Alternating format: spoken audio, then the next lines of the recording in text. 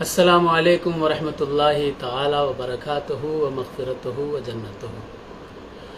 رمضان المبارک کا پہلا عشرہ ختم ہوا اور دوسرا عشرہ جو مغفرت کا عشرہ ہے وہ عشرہ الحمدللہ ہمارے اور آپ کے درمیان جاری اور ساری ہے، اور ہم سبھی اس سے استفادہ حاصل کر رہے ہیں۔ اور میں دعا گو ہوں اللہ تبارک و تعالی اس رمضان المبارک کے مبارک مہینے کے صدقے اور طفیل ہم سب کے صغیرہ اور کبیرہ ذنوب کو معاف فرمائے، ہم سب کو پنجتن پاک علیہم السلام اور اصحاب رسول رضوان اللہ تعالی علیہم اجمعین کے راستے پر چلنے کی توفیق عطا فرمائے، اور اس مہینے میں اللہ ہم سب کی مغفرت فرمائے، گناہوں سے محفوظ فرمائے اللہ تبارک و تعالی، اور شیطان کے شر سے اللہ محفوظ فرمائے۔ آج لائیو آنے کا مقصد آپ حضرات کو یہ باور کرانا ہے، کچھ مسائل تھے، خاص طور پر میں نے تقریباً 10 سال بہت ہی محنت، کوشش اور قد و کاوش کی۔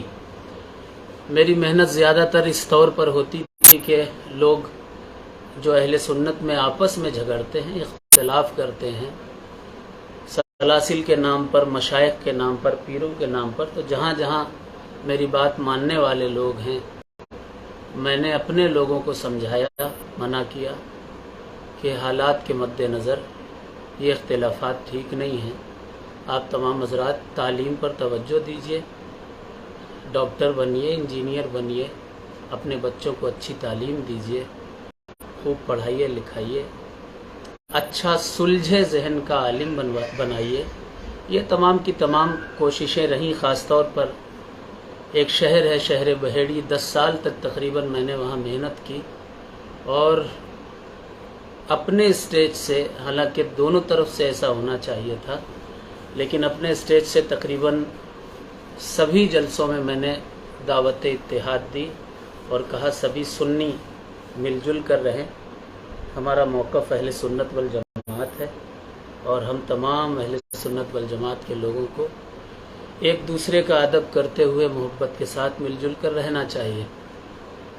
الحمدللہ کوشش کامیاب بھی رہی، گجرات ہو، مندسور ہو، بہیڑی ہو اور دوسرے علاقے جات جہاں جہاں مجھ سے محبت کرتے ہیں لوگ، میں ان سے محبت کرتا ہوں، ان لوگوں سے نے میری بات مانی اور تمام اختلافات ختم ہوئے۔ لوگ ایک دوسرے کو وہاں شادیوں میں، بیاہ میں جانے لگے، ایک ساتھ لوگ شریک ہونے لگے، تمام سنی مل جل کر رہنے لگے، یہاں تک کہ پہلے شادیاں بھی نہیں ہوتی تھیں آپس میں بین السلاسل کہ یہ فلاں سلسلے کا ہے، فلاں سلسلے کا ہے، اس چیز کو بھی ختم کیا۔ میں نے کوشش کی کہ شریعت اسلامیہ میں اسلام جو ہے وہ افضل ہے، اور اس اعتبار سے نکاح کیے جاتے ہیں، سلسلوں کو دیکھ کر نکاح نہیں کیے جاتے، لیکن اللہ ہدایت دے، منبر رسول سے ہی اختلافات پیدا کیا۔ 10 سال کے بعد کچھ لوگوں نے اور سلسلے عالیہ مداریہ پر کی توہین اور تذلیل کی گئی، جس کے مقابلے میں یہ مجھے بھی بولنا پڑا، مجبوراً بولنا بھی چاہیے تھا مجھے، کیونکہ سرکار قطب المدار مدار العالمین سے ہماری نسبت ہے، اور اس نسبت کا سودا کرنا بھی بہتر نہیں ہے۔ بہرحال اسی پر ایک تحقیقی نقطہ نکل کر کے آیا، جو تحقیقی نقطہ ہے اور اس پر تحقیق ہونی چاہیے، تحقیر نہیں ہونی چاہیے ایک دوسرے کی، اور وہ تحقیقی نقطہ یہ تھا کہ ایک مشت وہ واجب ہے یا سنت ہے۔ جو مجھ سے ذاتی منافرت رکھتے ہیں جو اشخاص، انہوں نے اس کو ایک ایشو بنانے کی کوشش کی اور کہا کہ میں نے سنت کی مخالفت کر دی، سنت کی مخالفت کر دی۔ حالانکہ ایسا نہیں تھا. سنت ہی کو ثابت کرنے کے لیے میں نے دلائل دیے اور سنت ہی کو ثابت کرنے کے لیے میں نے اس تعلق سے ذکر کیا، بیان کیا. تقریر بھی یوٹیوب پر اس کی موجود ہے، فیس بک پیجز پر بھی پڑی ہوئی ہیں. سنت کو ثابت کرنے کے لیے جب کوئی کہے گا تو کوئی کام کرے گا تو وہ سنت کا مخالف کیسے ہوگا؟ بہرحال یہ ایک تحقیقی نقطہ ہے، ایک تحقیقی جو ہے وہ امر ہے، ایک تحقیقی علمی بات ہے. اس پر تحقیق کی جائے وہ زیادہ بہتر ہے بجائے اس کے کہ ایک دوسرے کی تحقیر کی جائے.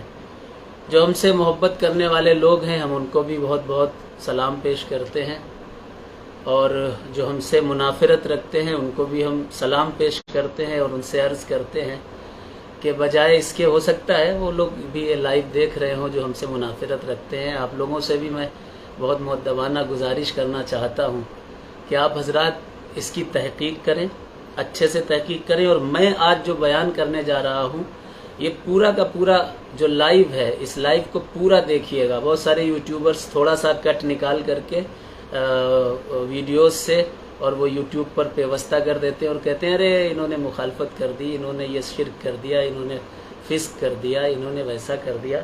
تو میں گزارش کروں گا کہ کم سے کم پورا ویڈیو دیکھیں. جو منافرت کرنے والے لوگ ہیں، نفرت رکھتے ہیں، ان بھائیوں سے بھی، ان سنی بھائیوں سے بھی میں گزارش کروں گا کہ آج کا جو یہ لائیو ہونے جا رہا ہے اس لائیو کو تھوڑا سکون سے، اطمینان سے، محبت سے، ہو سکتا ہے کہ نفرت بالکل ذہن آپ کا بھرا ہوا ہو نفرت سے کہ یہ اس کو میں کھا جاؤں گا، یہ اتنا بڑا ایسا ہے ویسا ہے، منافق ہے، یہ ہے وہ ہے. خیر، آپ یہ ساری چیزیں اس وقت نکال کر کے ذہن سے کم میری بات کھلے ذہن سے سنیے گا. نہ میں ایک سید کے طور پر آپ کے سامنے آیا ہوں، نہ پیر کے طور پر آپ کے سامنے آیا ہوں، نہ ہی کسی کوئی عالم کے طور پر. ایک عام سنی مسلمان کے طور پر، چھوٹا موٹا عام سنی مسلمان، حقیر و فقیر در مدار کا آپ کے سامنے حاضر ہے. آج جو گفتگو کروں گا اسے بغور سماعت کیجیے گا. ان تمام مسائل سے تحقیق کا ایک دروازہ کھلا کہ ایک مشت کو واجب سمجھا جائے یا سنت سمجھا جائے. ابھی کتابیں ساری رکھی ہوئی ہیں، میں ان پر گفتگو کروں گا، تھوڑا لائیو لمبا جائے گا. دوسری چیز، یہ جو ایک مشت کا مسئلہ ہے، میں سنت کہتا ہوں، 5 بار کہتا ہوں پنجتن کے نام سے، اس کو غور سے سمجھیے گا. سنت کا مخالف نہیں ہوں، یہ میں نے اس جلسے میں بھی کہا تھا، آج بھی کہہ رہا ہوں اور تا قیام قیامت کہتا رہوں گا کہ داڑھی مصطفیٰ جان رحمت صلی اللہ تعالی علیہ وسلم کی سنت ہے، سنت ہے، سنت ہے، سنت ہے اور سنت ہے. یہی میں نے اس اسٹیج پر بھی کہا تھا، آج بھی کہہ رہا ہوں کہ حضور کی سنت ہے. واجب میں اختلاف ہو گیا. کیا سنت ماننے والوں میں، اچھا یہ میرا ذاتی تحقیق ہے، پورے سلسلے عالیہ مداریہ کا اس سے کوئی لینا دینا نہیں ہے، نہ تو دوسرے مشائخ کا، نہ دوسرے بزرگوں کا. میرے والد گرامی ہیں سید محضر علی صاحب، ان کی ماشاءاللہ ایک مشت سے زائد ہے، ایک مشت رکھتے ہیں وہ. اور بقیہ دادا پیر میرے ابوالوقار قلبی علی رحمۃ اللہ علیہ، وہ بھی ایک مشت رکھتے تھے. اور بقیہ مداریہ سلسلے کے ملنگان کرام، بزرگان دین، وہ تمام کے تمام بھی ایک مشت ہی رکھتے ہیں. یہ میرا ذاتی تحقیق ہے، باقی سلسلے کے کسی بندے سے اس کا کوئی تعلق نہیں ہے.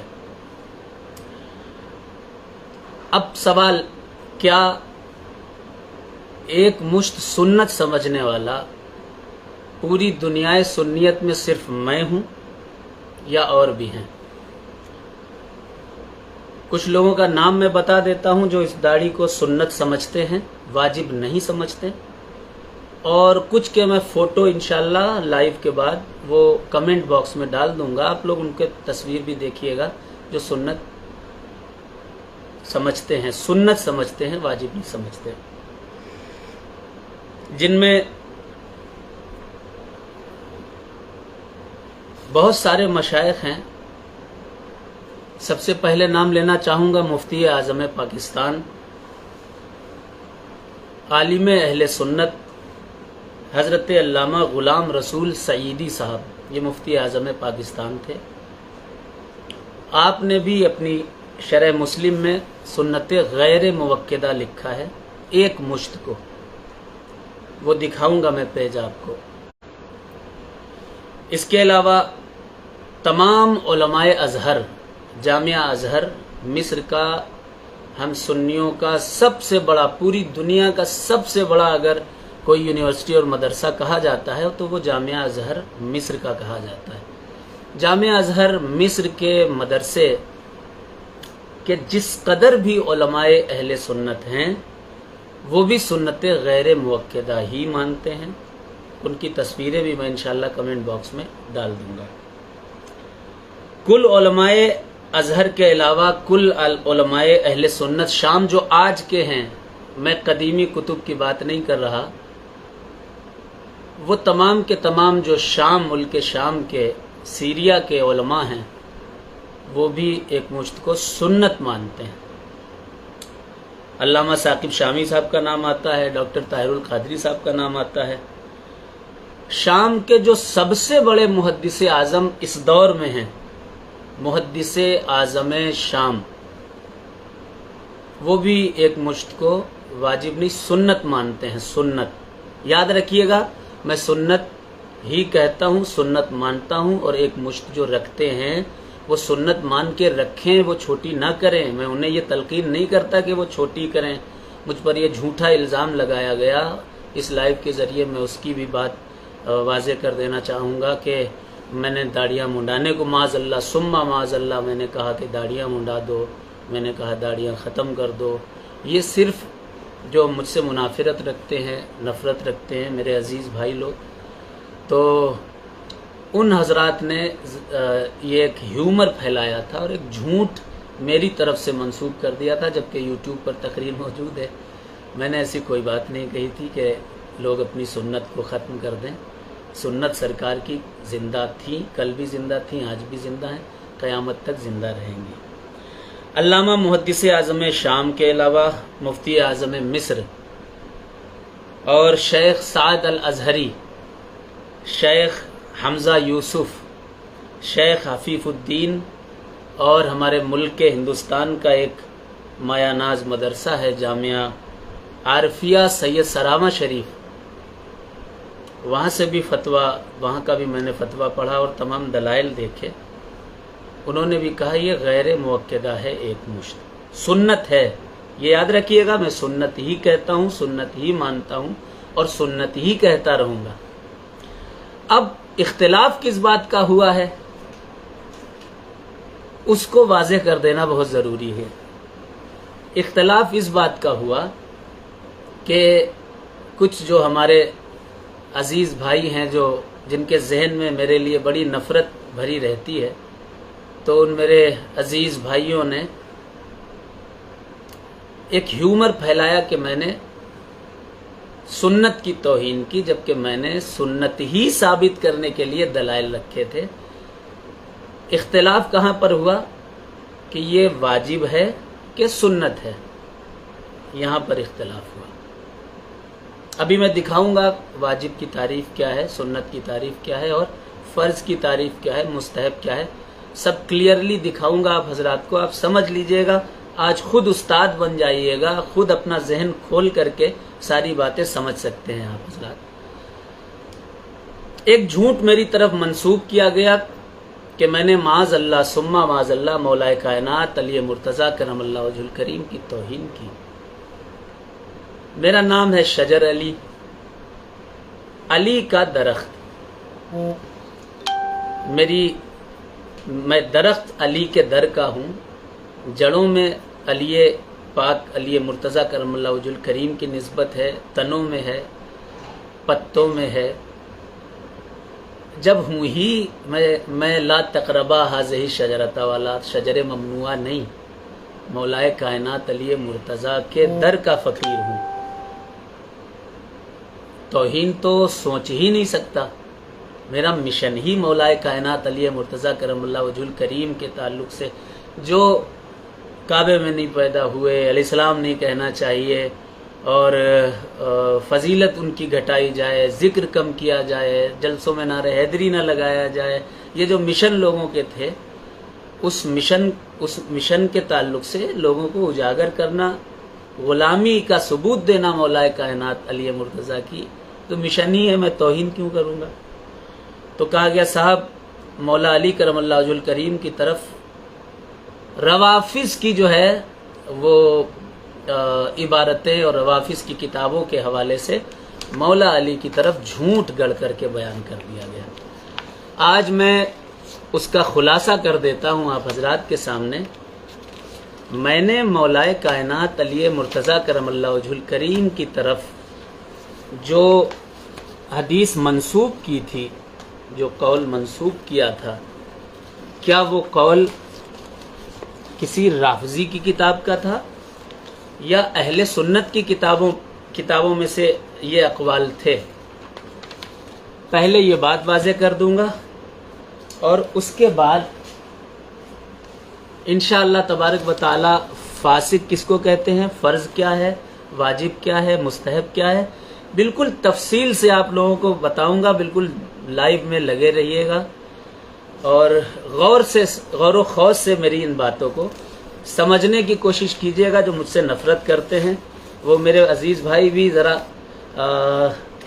ذہن کھول کر میری بات سنیں اور اپنے علماء سے جا کر کے اس کی تصدیق بھی کریں، کیونکہ ہوتا یہ ہے کہ عام طور پر آدمی اردو نہیں پڑھ پاتا، عربی پڑھ نہیں پاتا ہے، کسی نے کان میں آ کر کے کہہ دیا کہ ارے مولانا صاحب نے سیدنا مولا علی کی توہین کر دی ہے، تو اب انسان ان پر بھروسہ کرتا ہے، سوچتا ہے ہاں توہین کی ہوگی، اور وہ بھی رٹنے لگتا ہے۔ بھیڑ چال اس کو کہتے ہیں، اور دیکھا گیا ہے کہ بس ایک بھیڑ کو کسی طرف ہکا دیا گیا تو تمام بھیڑیں اسی کے پیچھے پیچھے چلتی چلی جاتی ہیں۔ مولا کائنات علی مرتضیٰ کرم اللہ وجہ الکریم کی طرف جو حدیث منسوب ہے، کس امام کی ہے؟ امام ابی بکر، جو کہ حضرت ابی شیبہ رضی اللہ تعالیٰ عنہ کے نام سے منسوب ہیں۔ ان کی کتاب ہے الکتاب المصنف۔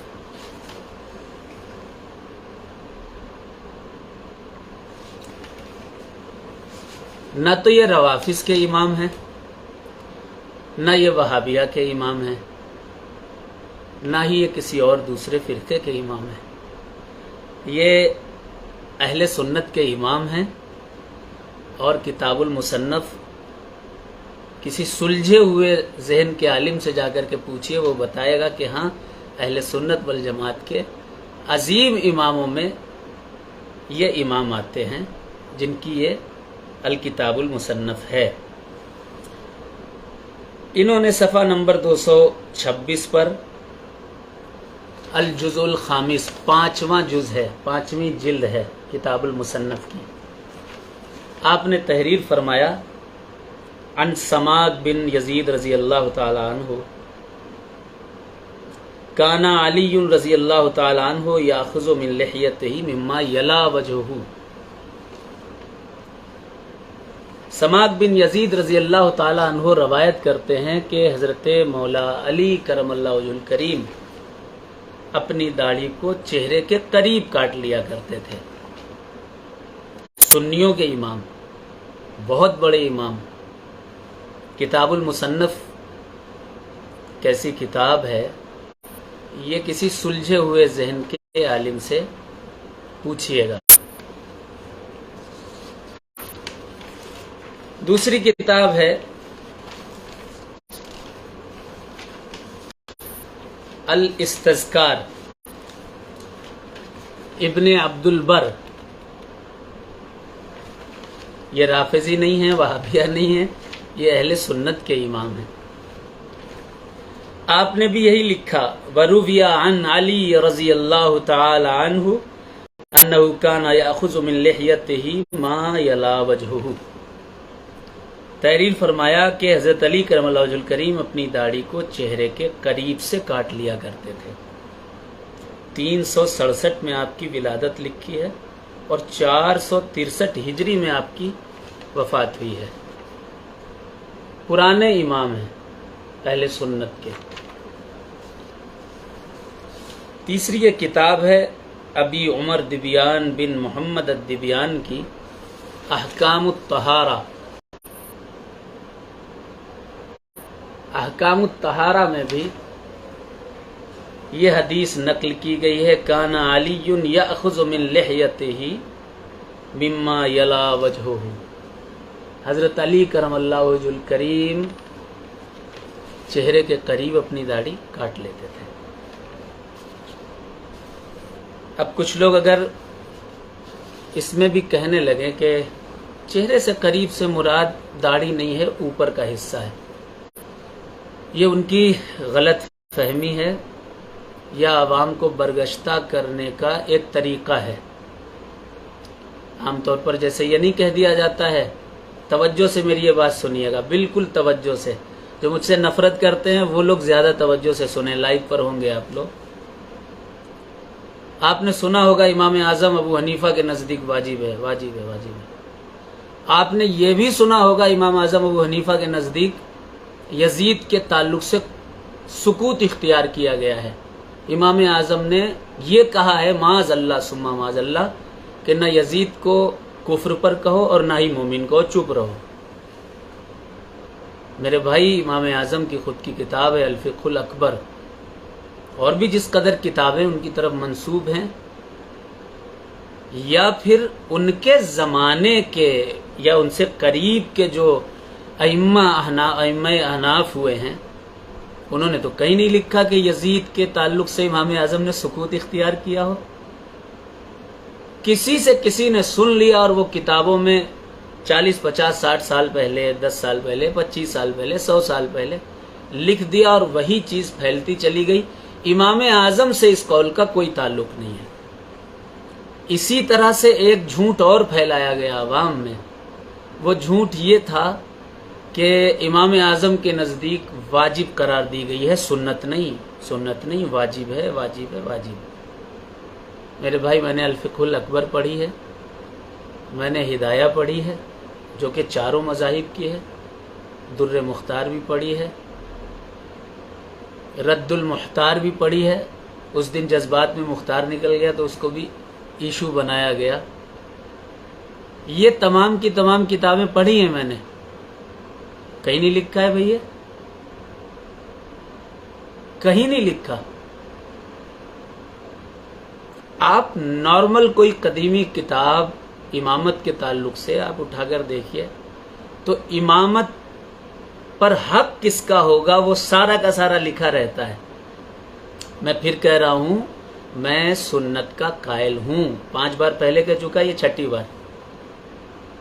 میں سنت ہی کی بات کر رہا ہوں، میں اس کو سنت ہی ثابت کرنا چاہتا ہوں، اور ثابت ہے وہ ایک مجھ۔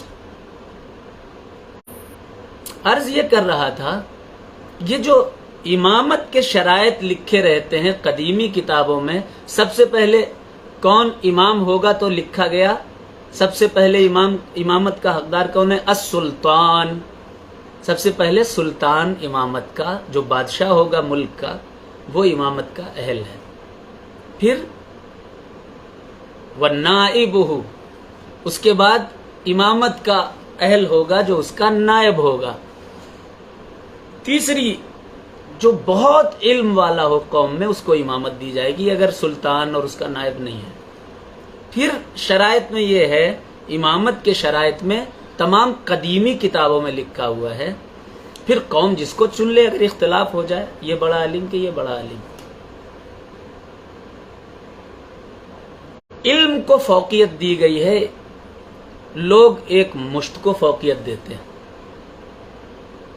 حالانکہ یہ قدیمی کتابوں سے ثابت نہیں ہے۔ اب ہمارے کچھ بھائی ہو سکتا ہے کہیں جو منافرت رکھتے ہیں کہ ارے امام اعظم سے بڑے علامہ ہو گئے ہو کیا، امام اعظم کے قول کو ٹھکرا دو گے؟ میں انہی سے کہنا چاہتا ہوں، امام اعظم نے واجب نہیں لکھا ہے۔ امام اعظم کی طرف یہ جھوٹ منسوب کیا گیا ہے، جس طرح سے یہ جھوٹ منسوب کیا گیا کہ یزید کے کفر پر آپ نے سکوت اختیار کیا۔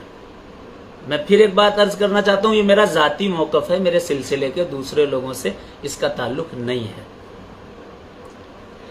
یہ 3 کتابیں ہیں جن کی میں نے دلیل دی، جس میں مولائے کائنات علی مرتضیٰ کرم اللہ وجہہ الکریم و علیہ السلام کے تعلق سے لکھا ہے کہ وہ مجھ سے کم رکھ لیا کرتے تھے۔ اگر اس کے علاوہ کوئی دلیلیں مل رہی ہیں تو وہ بھی کوئی مشکل نہیں ہے، کیونکہ اس میں عمل ثابت ہوگا، حکم ثابت نہیں ہوگا۔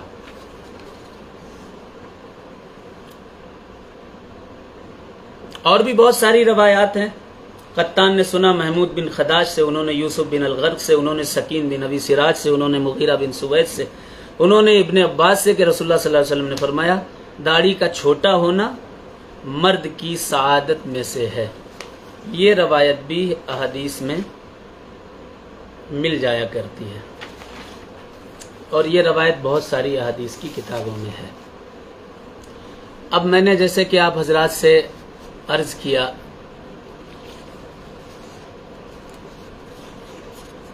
کہ کچھ کتابی دلائل آپ حضرات کو دیں گے، آپ اس کو غور اور خوض سے سنیے گا اور سمجھیے گا کہ کیا واقعی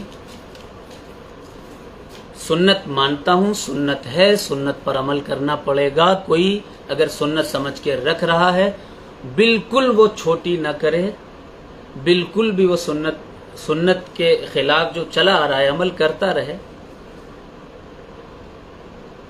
لیکن بحث واجب کی ہے۔ اس کے بعد لفظ فاسد پر بات کروں گا۔ بہت سے لوگ جو قدیمی کتابیں ہیں، پرانی، ایک اصول ہے اسلام کا، شریعت کا اصول کیا ہے؟ وہ اصول یہ ہے، حضور نے ارشاد فرمایا خیر القرن